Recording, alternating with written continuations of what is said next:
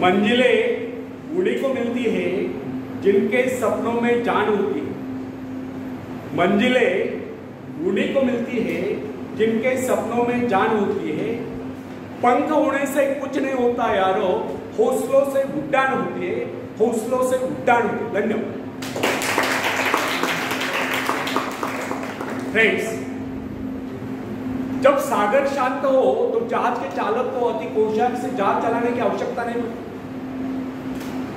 लेकिन जैसे ही तूफान आता है और जहाज डूबने का खतरा पैदा होता है, तब यही चालक या कप्तान अधिक सावधानी बरतने लगता है। जब जहाज में सवार सभी लोग घबरा रहे होते हैं, तब यही कप्तान मुस्कुराता हुआ अपनी संपूर्ण योग्यता को काम में लाता हुआ जहाज को डूबने के संकट से बचाकर सही सलामत ले जाता है। वास्तविक ऐसी योग्यता की परीक्षा दुख और संकट के समय में होती है। जब कोई इंसान थोड़ी पूंजी लगाकर अपने व्यापार का विस्तार करता है तो उसे वर्षों तक कठोर परिश्रम करने पड़ते हैं। इस परिश्रम से वो कुछ कमाने युक्त होता है। यह परिश्रम ही उसके विजय का प्रतीक होता है। अपने ग्राहकों को शब्द चाल में फंसाकर अपने व्यापार को बढ़ाता है और एक दिन सफल व्यापारी बन जाता है। बाद में छोटे मोटे कारोबारी संकट उसका कुछ नहीं बिगाड़ पाते। जो लोग इससे पहले उसे कम पूंजी वाला समझकर उसका मजाक उड़ाया करते थे, आज वही लोग उसकी सफलता की प्रशंसा करते नजर आते हैं। इसे कहते हैं अपने हाथों अपने भाग्य का निर्माण, आत्मशक्ति का चमत्कार। फ्रेंड्स, जिसके पास धन की शक्ति हो उसे शिक्षा प्राप्त करके या विद्या प्राप्त करके आत्मविकास करने का अवसर कहां है?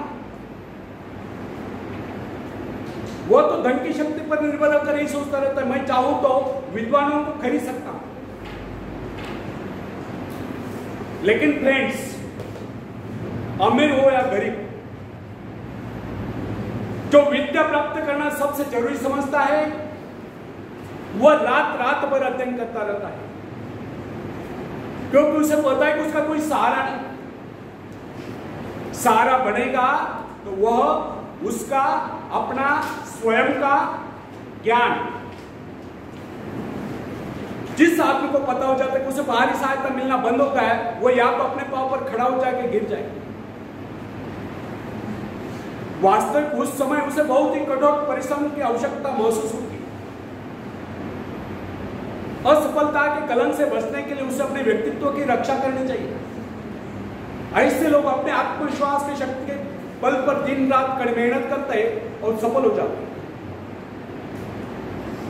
जब मनुष्य पर संकट की घड़ी आ जाती है, जब वह किसी भी तरह से अपनी जीविका चलाने में असमर्थ हो जाता है, तब कोई विरला ही होता है जो सफलता प्राप्ति के लिए खून पसीना एक कर देता है ताकि उसे असफलता का मोह न दिखा। संकट काल में तो मनुष्य की बुद्धि का पता चलता है।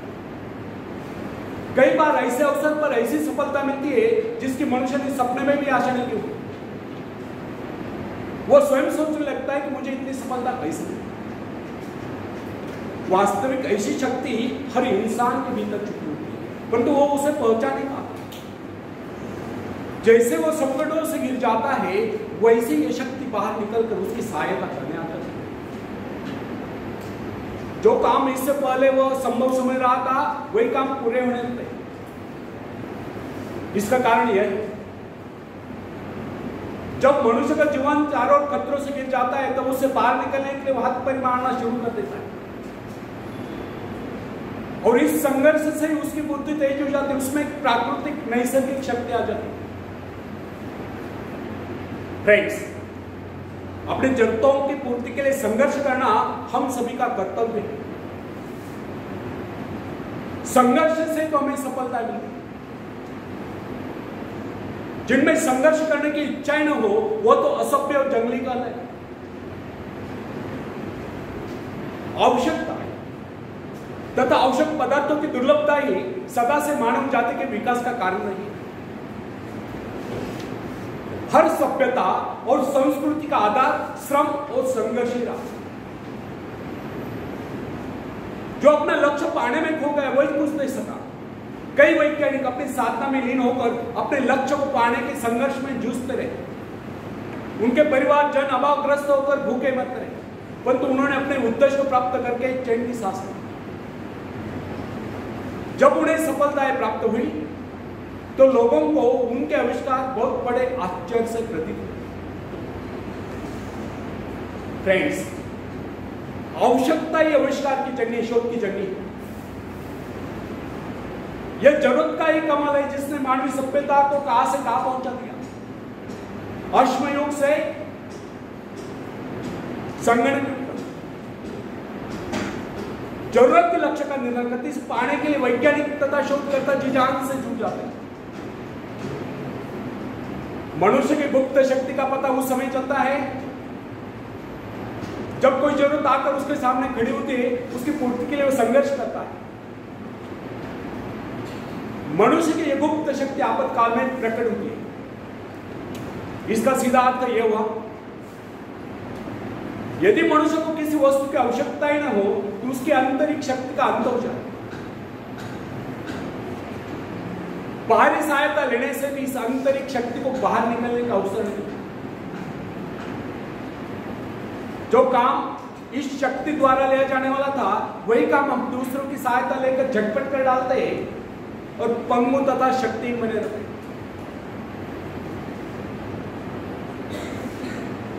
इसलिए हमें एक बात कदापि नहीं भूलनी चाहिए कि अपने मित्रों की सहायता लेने के बजाय या दूसरों की सहायता लेने के बजाय अपने आंतरिक शक्तियों की सहायता लेना हमारे लिए अधिक उचित है।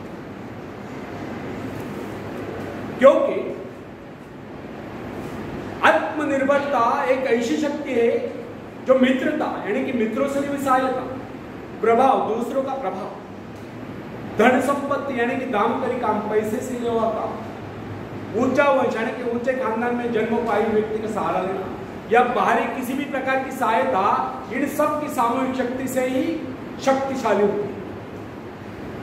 इन शॉर्ट,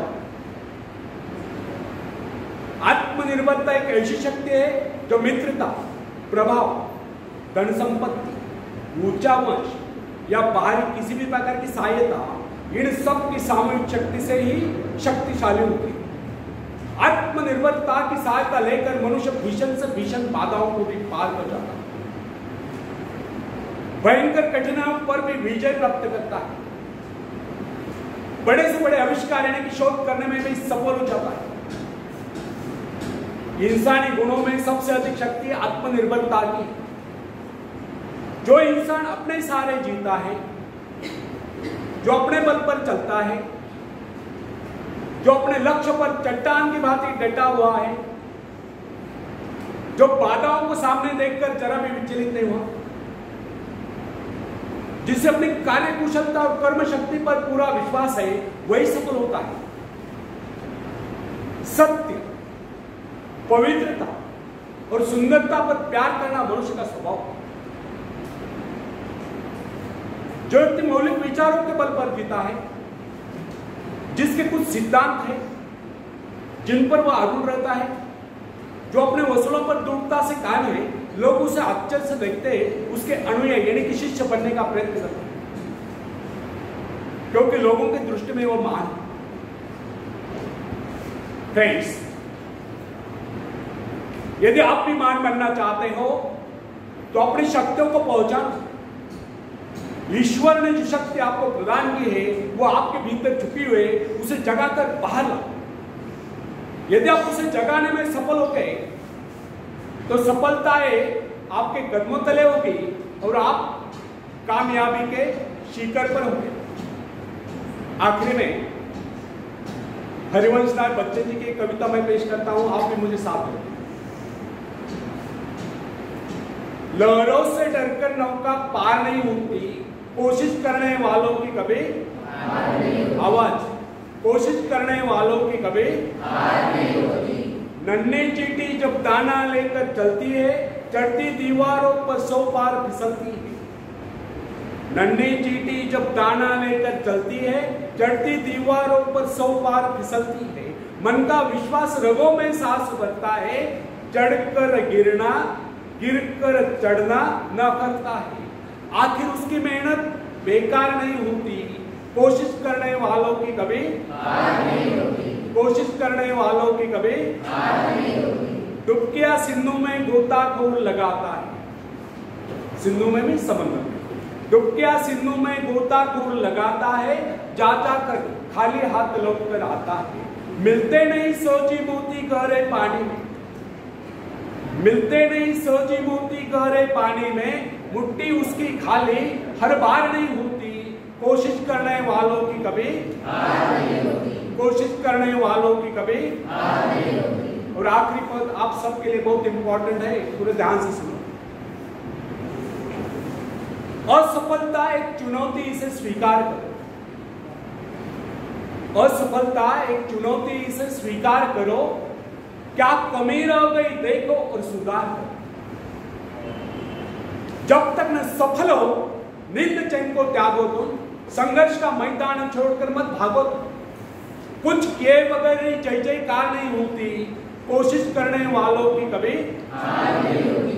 कोशिश करने वालों की कभी हार नहीं होती। धन्यवाद।